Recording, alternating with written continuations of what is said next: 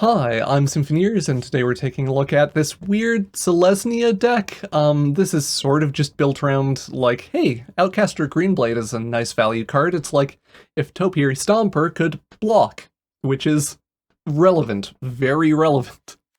So we have some cards in the deck that kind of work along a similar line of like Azusa's Many Journeys to get any kind of extra lands that we get into hand using Outcaster Greenblade, Huatli, Vorinclex, get those into play, or just early ramp. Azusa's Many Journeys, the life gain on it, also very good or like very relevant versus Mono Red, Boros, etc. Aside from that stuff, we are running a bunch of Tribute to the World trees as our main non-like ETB source of card advantage. And these are nice in the deck because they have a couple of synergy points. One is that if we have some deserts down for the Greenblade, it will enter as a big creature and draw us a card. So that is pretty cool and good. If we flip Huatli over into Roar of the Fifth People, the two dinosaurs will draw us cards. If we have plotted Dust Animus and we're getting the 4/5 mode, we'll draw a card. So yeah, just nice source of advantage for the deck. We do have two Vorinclexes in here just as a bit of kind of beef boy top end.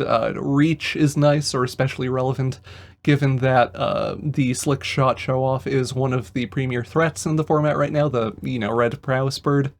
We are running 4 Virtue of Loyalties as a form of like soft interaction from the adventure, as well as a way to just help ensure that our board is relevant and kills people if we land the enchantment and are putting a counter on things every turn. In the 2-drop slot, we have 4 Glimpse the Cores. While it might seem a little bit weird with our curve to be running a ramp spell, I found this helpful for just like fixing for the Tribute to the World trees mana, hitting 5 mana so we can do the plotted Dust Animus, which we do really actively want to do. It's not the end of the world if you're just playing it as a 2-drop, but especially versus Mono Red or Boros or whatever, the 4/5 flyer mode on Dust Animus is magnifique, chef's kiss. So yeah, we are ramping to kind of get there, get to Vorinclex, get to just like playing out creatures cantripping through our deck with Tribute and so on. Closing out the deck, we have 4 ossifications and 4 hard-hitting questions, just removal, like things to help us not die to creatures and so on. Hard-hitting question, especially nice with the 4/5 mode of Dust Animus, because the creature does deal the damage. So if you have a lifelink Dust Animus and you are, say, taking out a Godric or whatever, you will get the lifelink from using hard-hitting question. And that is real good, or very, very relevant in aggro matchups or whatever. That's more or less the main thrust of the deck. The mana is pretty simple and slightly weird in the sense that we are running 4 Creosote Heaths to help the Outcaster Greenblades be an actually relevant creature. I found it pretty easy to play around these in the sense that like Azusa's can accelerate them in early and so on. We are also not running any like Kamigawa channel lands or whatever, and we're running less duels than we could, just because we do have so many effects in the deck that search for land. We want to make sure that we have a lot of basics to work with and search for off of Glimpse, Huatli, Vorinclex. And yeah, that's the deck. If you like the deck tech and like the video, like, subscribe, etc. Helps the channel a lot. Consider supporting on Patreon, following on Twitch, or whatever. Links in the description for all that stuff. Let's get on to some actual gameplay.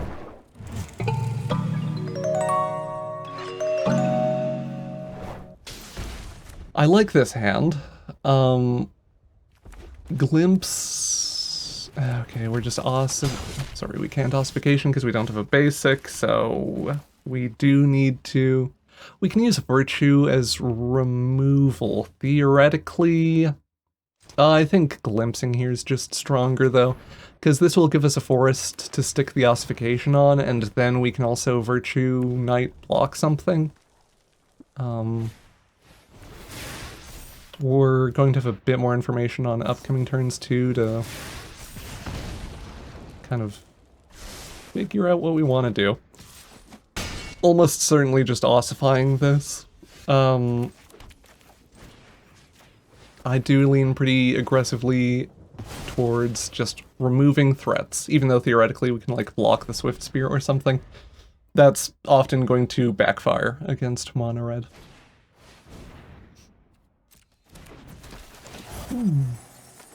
I've probably been, brothers Brothers whatever the hell, the 3-mana sweepered more times than Farewell, which is just as bad. For the deck. Yeah, sorry, anyway, we Virtue, spit out a Knight,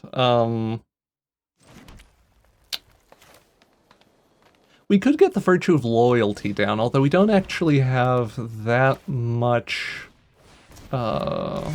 board presence or whatever. So I like getting the Azuses down here to get us some life gain next turn. And then on subsequent turns here, we can land a Virtue, or we'll have like Azusa flipping for card advantage. We don't... Ooh, this is nice. Sort of. We delay our Virtue here so that we can shoot Godric. Because Godric, pretty good Magic card. I enjoy not losing to Godric. Yeah.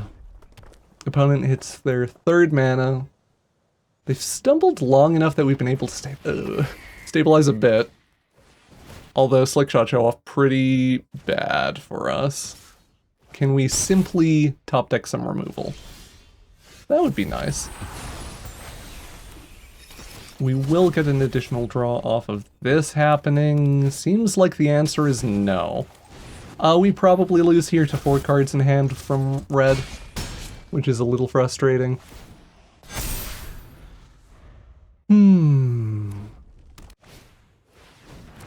Fugitive Codebreaker.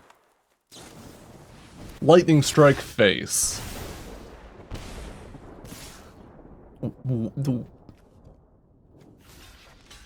Opponent, please. I mean, we're just dead to burn or whatever, so it...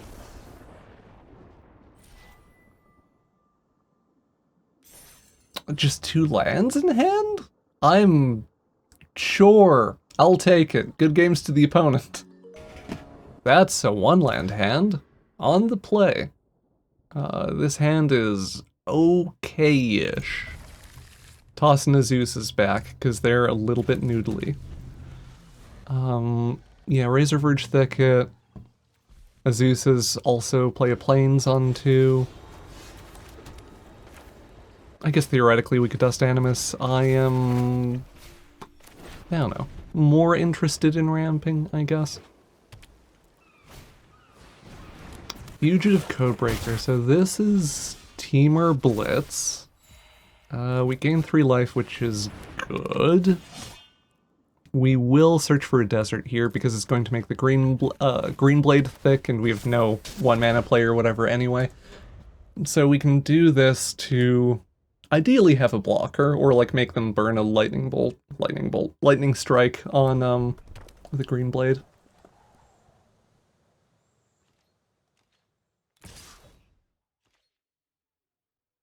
Thinking. No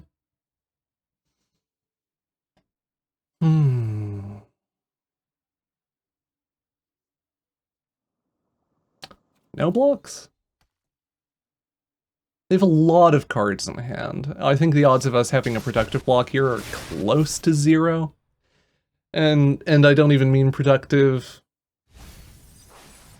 In particular, I'm thinking of like Monstrous Rage plus Consider plus something else. And I think just taking like a real nasty hit to the face gives us more information to work with on future turns. It's kind of the thought, anyway. Our draw order here is kind of annoying, but workable. We can Greenblade for a land, and that will give us the plot on Dust Animus, which on the following turn will let us tribute plus Dust Animus, and have a 4/5 lifelinker that draws us a card, which is pretty good on defense. I would like to get a desert here so that the Greenblades are better blockers, but I don't think that that's the move versus a very aggressive deck. I mean, this is already like a little bit greedy, but moves us towards a position where we are getting some really good blockers and stuff. I'm keeping the Greenblade back here just because I want to, like, triple block the Codebreaker potentially. Slick shot, show off, beep bop, beep beep beep. Opponent considering their life choices. They do filter away a land. Get a Swifty out. Short. Show off happens. Good news.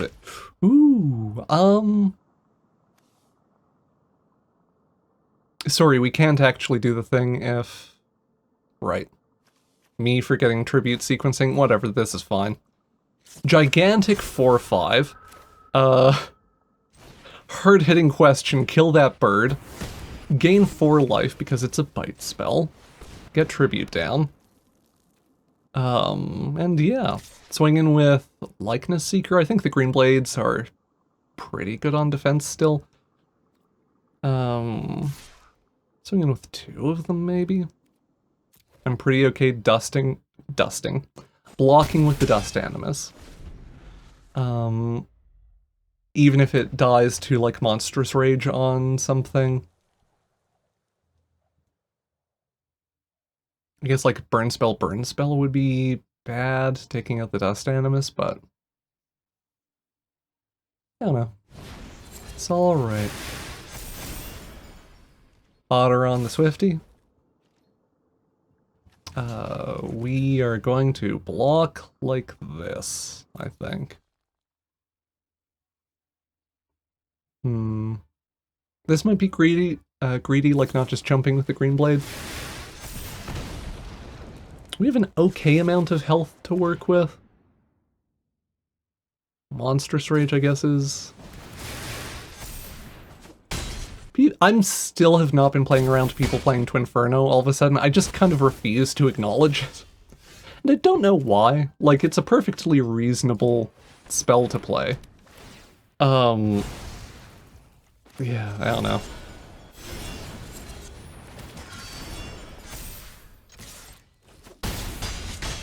Some part of my brain is just like, no, only I may Temur Battle Rage. Hey, we successfully endure the Temur Blitz deck. They fold, or like they run out of resources. They're good games to the opponent. Sure. Yeah, Zeus's here is nice because it lets us work around the Creosote Heath ET being tapped, or like getting that out of the way on turn 2. The second one's ETB out of the way on turn 2 is helpful. Then that gives us Huatli on turn 3, search for a land. And then we can, like, double foretell the Dust Animuses or something, which might be what we actually want to do versus Mono Red. Anyway, Azus is here, doing some work. Yeah, we can do that. We can land Dust Animuses sooner just to have blockers.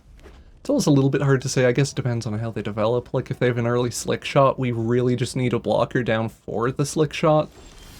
No early Slick Shot, nothing on the Kamano thing.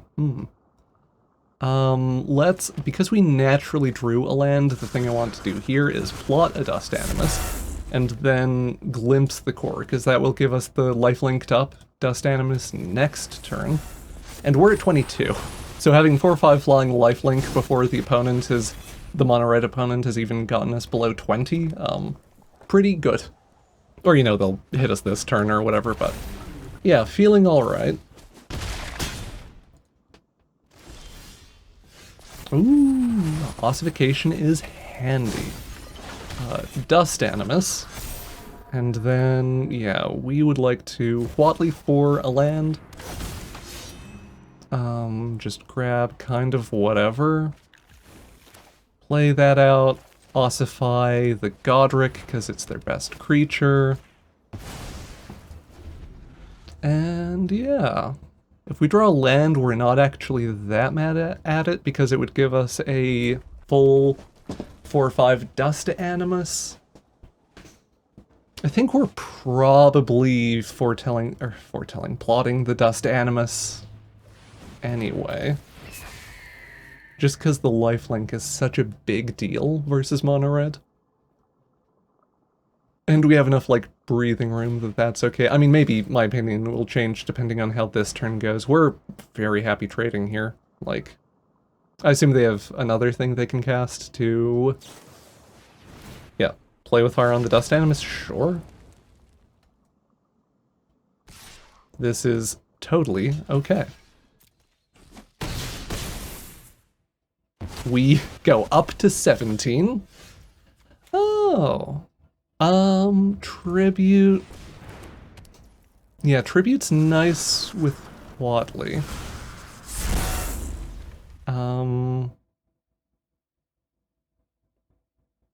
Thinking. I don't know how concerned... I kind of don't hate just having two things on blocks, because they have haste threats, and we're working towards the part of the game where we have a lot more agency to proactively pressure them. We're more concerned with just playing defense here, and yeah, like Seeker block, Godric, Watley block etching, if they don't have anything else, is pretty reasonable. They don't have anything else. So, extra thick Dust Animus gets us tribute draw. Just waiting for our opponent to finish vibing. Tribute.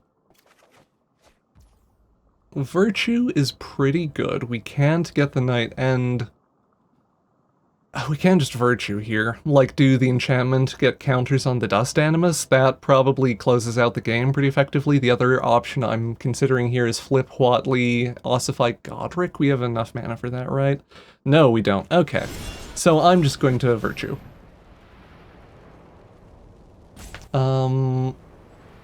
Yeah, Virtue and have another passive turn. But from this point on, killing the Dust Animus is almost impossible for them, or like, they have to sink a lot of cards into it, and I'm fine with that. And then we have a lot of agency to stall or block them or whatever. Attack with the likeness here.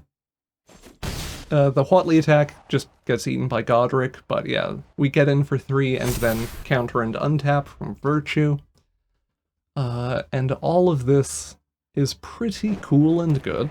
Another Mishra's Foundry from the opponent.